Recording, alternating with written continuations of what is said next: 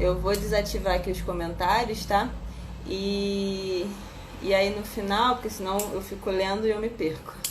E aí no final eu ativo os comentários novamente e aí vocês podem mandar perguntas se vocês tiverem, tá bom?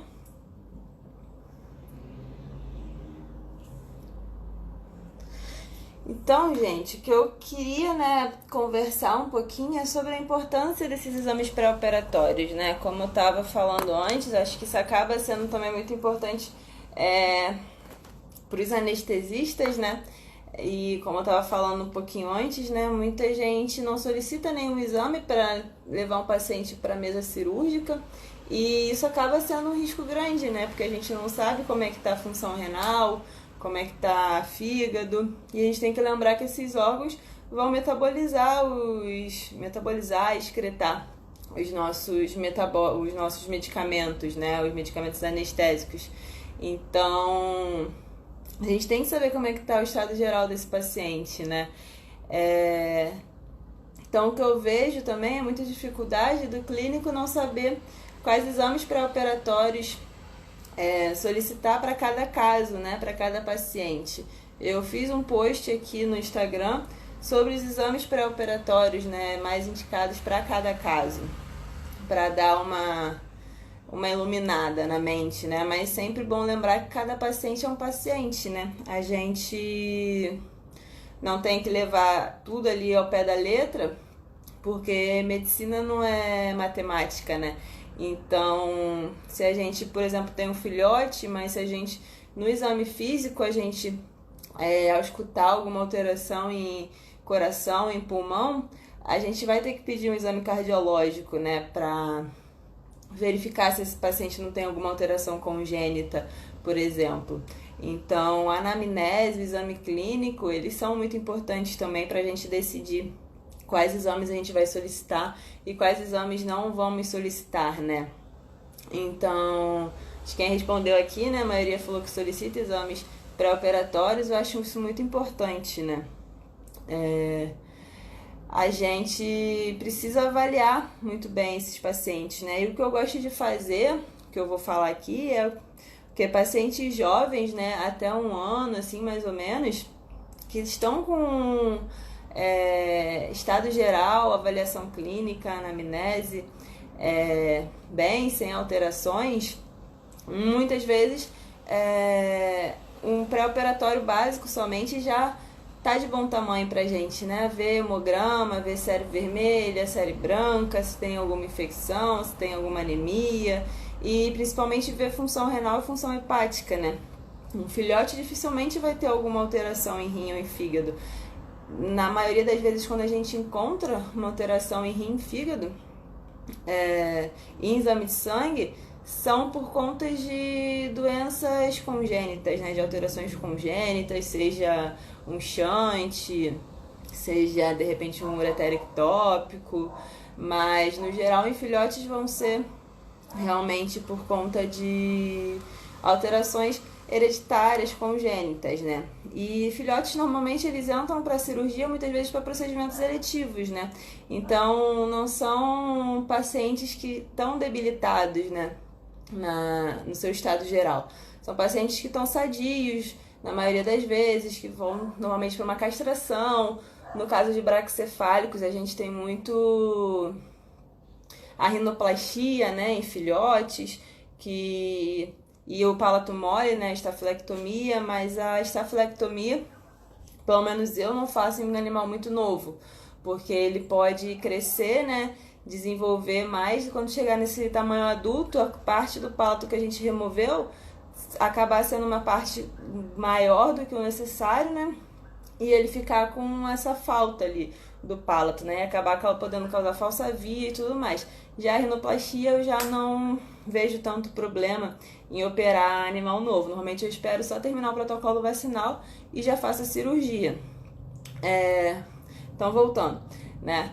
Para esses pacientes novos que vão para procedimentos eletivos, um hemograma e bioquímica é suficiente, né? Eu vejo muita gente que solicita somente o hemograma também, né? Também não acho que seja de todo errado em um filhote porque dificilmente ele vai ter algum problema em fígado e em rim, né, que vai impossibilitar o procedimento cirúrgico. E normalmente quando eles têm essas alterações congênitas, são animais que não desenvolvem da forma adequada, né? Eles vão ter um desenvolvimento retardado, vão ser o animal menorzinho da ninhada na maioria das vezes, são pacientes mais debilitados, então não vai ser aquele filhote que está ali na melhor forma, o melhor da ninhada, ou igual aos irmãos, vai ser o que mama menos, tá? Então, por isso que a anamnese, todo esse histórico clínico e a consulta clínica, ela é muito necessária, tá? Pra gente escolher esses exames.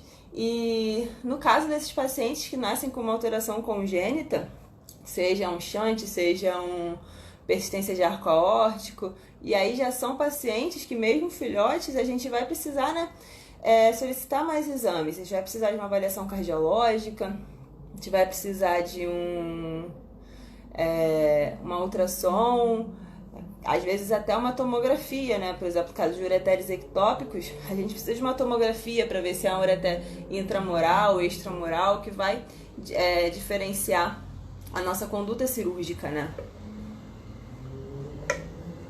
Então, os exames pré-operatórios não são somente para anestesia, né? Para o anestesista, para os medicamentos, mas para melhor escolha do protocolo cirúrgico também, né? Para o melhor planejamento cirúrgico, que é muito importante, tá? Então, nesses filhotes, a minha conduta é procedimentos eletivos, hemograma, bioquímica, deu tudo bem no hemograma bioquímica, opera, deu, não sei, uma fosfatase aumentada, uma ALT aumentada, uma ureia aumentada, e ele não tem nenhum histórico clínico de mudança de ração, por exemplo, solicita uma ultra para conferir o porquê desse aumento, né? Então a gente vai buscando novos exames conforme forem necessários, né? Tá? Então, pacientes aí maiores de 1 ano, mas de 5 anos, eu já solicito uma avaliação cardiológica, né? São animais que já vão estar entrando aí na meia-idade, né? Já vão estar adultos, dependendo da raça, já vão estar entrando na fase de idoso, né? Animais de raça grande, a gente sabe que vive menos. Então, um pitbull, um rottweiler idoso, ele vai, com mais de 5 anos, ele já é um animal que está indo para a velhice, né? Para fase mais idosa. Então, a avaliação cardiológica ela é muito importante, tá? Para ver se já tem algum problema no coração, alguma endocardite, alguma endocardiose. Então, isso é muito importante. Uma arritmia, tá? Pacientes oncológicos, a gente tem sempre que solicitar o quê? O ultrassom abdominal, o raio-x torácico. Por que isso? Porque a gente precisa ver se esse paciente tem metástase, tá? Principalmente se forem tumores grandes. Então a gente precisa ver se tem metástase pulmonar, que é um dos principais lugares, né, que tem metástase. Metástase hepática também é um órgão que é bastante acometido por neoplasias metastáticas, né? Então, isso pode mudar o nosso protocolo, o nosso planejamento cirúrgico, né? Tanto o protocolo anestésico, se tiver uma neoplasia hepática, ou uma neoplasia pulmonar, onde a gente sabe que se for fazer a inalatória não vai ter tanto efeito, né? Principalmente se estiver ocupando grande área do pulmão.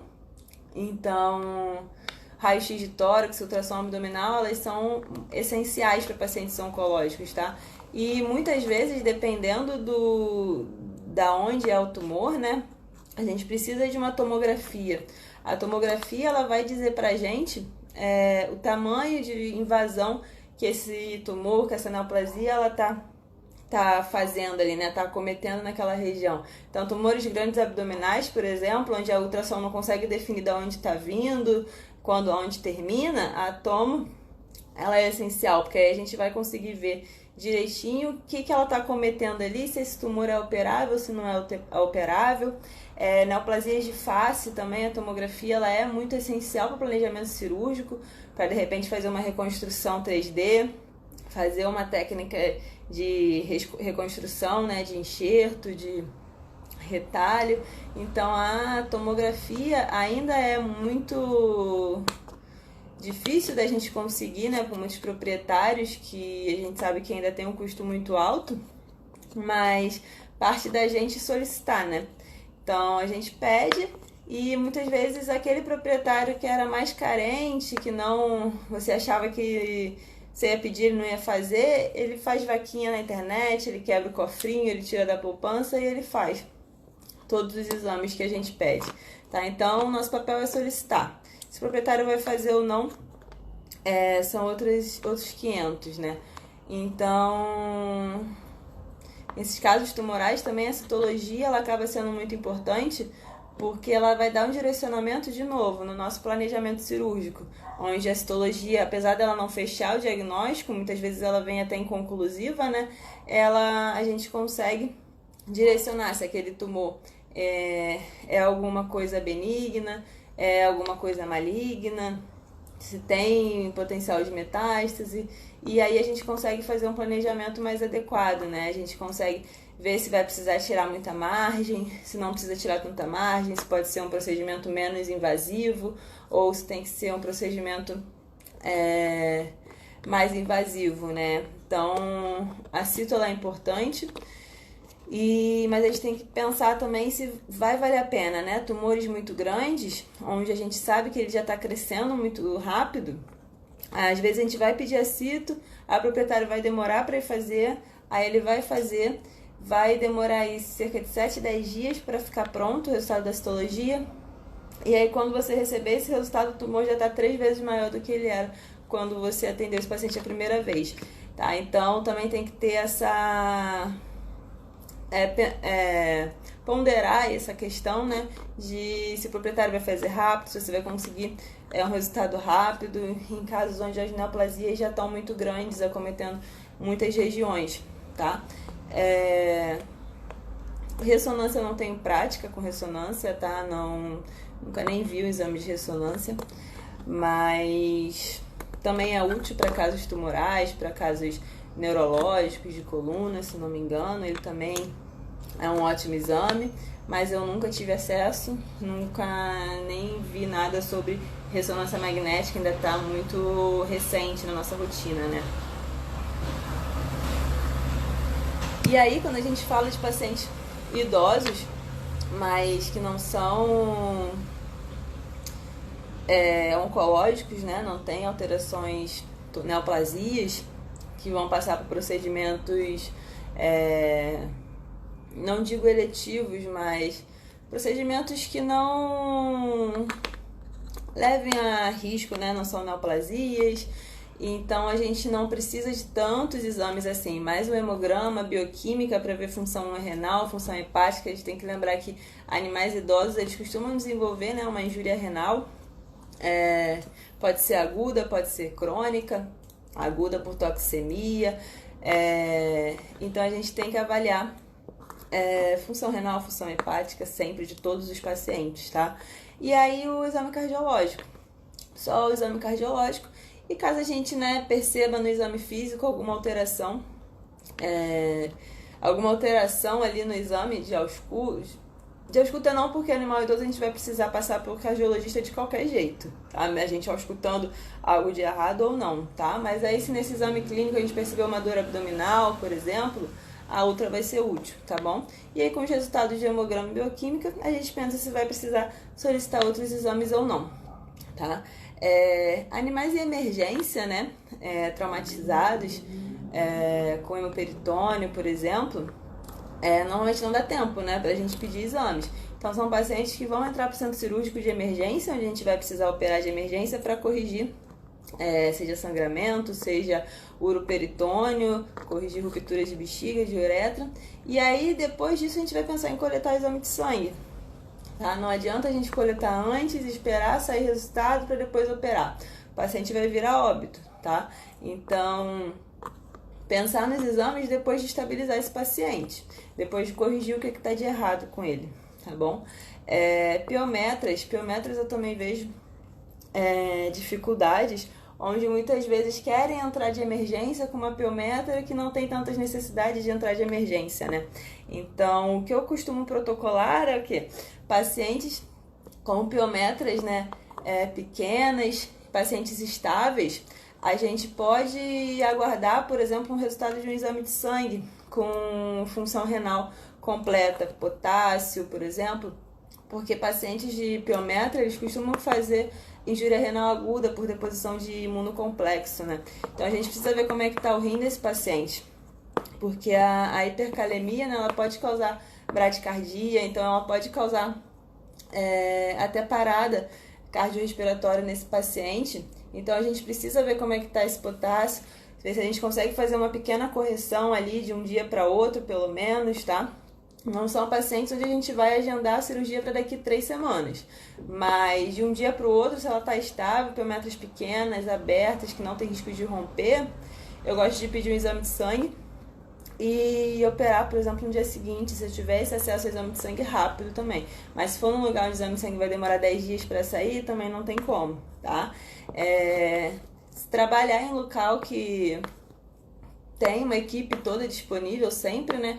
Uma avaliação cardiológica com eco, eletro também é uma boa pedida para esses pacientes com piometra, né? Porque normalmente são cadelas idosas, então se a gente tem disponível cardiologista para fazer um exame cardiológico ali rápido, a gente pode solicitar e fazer para entrar com uma maior segurança, né? Mas no caso de piometras grandes, gente, piometras grandes, fechadas, com risco de ruptura, nesses casos a gente não tem como esperar sair um resultado de exame de sangue, tá? Porque que a gente pode, o tempo que a gente vai esperar pode ser o tempo que essa piometra vai romper. E essa cadela vai entrar em sepse e vai vir a óbito muito mais rápido, tá? Do que uma cadela que está estável com uma piometra pequena, tá? Então, eu acho que era mais ou menos isso que a gente tem que lembrar. Pacientes jovens, solicitar um hemograma, uma bioquímica pré-operatória, bioquímica renal, bioquímica hepática e outros exames, caso julgue necessário, no exame físico, na anamnese ou devido ao resultado desses exames de sangue, tá? Pacientes jovens, mas que não são para procedimentos seletivos, aí esses exames eles vão variar de acordo com a alteração que esse paciente tem, né? Seja um ureter ectópico, onde vai precisar de um hematomo, seja um shunt, pode precisar de um hematomo também, PDA, tá? Então vai variar aí de acordo com a alteração congênita que esse paciente tem, tá? Pacientes oncológicos são os que requerem maior quantidade de exame, né? A gente vai precisar dos exames básicos de pré-operatório de sangue, cardiológico, cito, raio-x de tórax, ultrassom abdominal, tomografia em diversas vezes, tá? E sempre lembrar de encaminhar o tumor, a neoplasia, para biópsia, para realização de biópsia, para a gente saber com o que a gente está lidando, né? Saber se a gente vai encaminhar esse paciente para quimioterapia, para o oncologista ver como ele vai proceder agora que o tumor foi removido, tá? E pacientes idosos que não são oncológicos, né? Normalmente exame de sangue e avaliação cardiológica. E caso esse exame de sangue possua alguma alteração que julgue necessário outros exames, aí a gente vai solicitar uma ultrassom, por exemplo, muitas vezes é necessária, tá? Pacientes em emergência cirúrgica, a gente não tem tempo hábil para solicitar exames. Então, são pacientes onde a gente vai entrar para o procedimento ali de forma emergencial e fazer todos os protocolos para tentar manter esse paciente o mais estável possível, tá? Onde o anestesista vai fazer a parte dele, controlando as alterações metabólicas que esse paciente apresente durante a anestesia, e o cirurgião vai fazer a parte dele controlando, fazendo a contenção de danos, né? Seja hemorragia, seja uroperitônio, uma ruptura de bexiga, uma ruptura de uretra, tá? Então, eu acho que era mais ou menos isso que eu tinha para falar, que é o que eu vejo muitas dificuldades. Eu vou reativar os comentários, e aí, se vocês tiverem dúvida, vocês podem mandar, tá? Porque eu acho que é um assunto bem importante, né? Eu não vou entrar, nos detalhes de cada exame, de cada alteração, de cada enzima, porque isso demanda muito tempo, né? O que eu queria realmente era fazer esse resumo dos principais exames que a gente tem que lembrar de solicitar nesses pacientes, tá? Que é muito importante para a gente fazer um planejamento cirúrgico mais adequado, planejamento anestésico mais adequado, e o procedimento cirúrgico anestésico mais seguro possível para o nosso paciente, né? Lembrar que é muito importante ter uma equipe com cirurgião e com anestesista, né? Uma pessoa não consegue fazer bem duas coisas ao mesmo tempo. Então, trabalho em equipe é fundamental, né? E aí, gente, alguma dúvida? Falei muito rápido, deu pra me ouvir bem?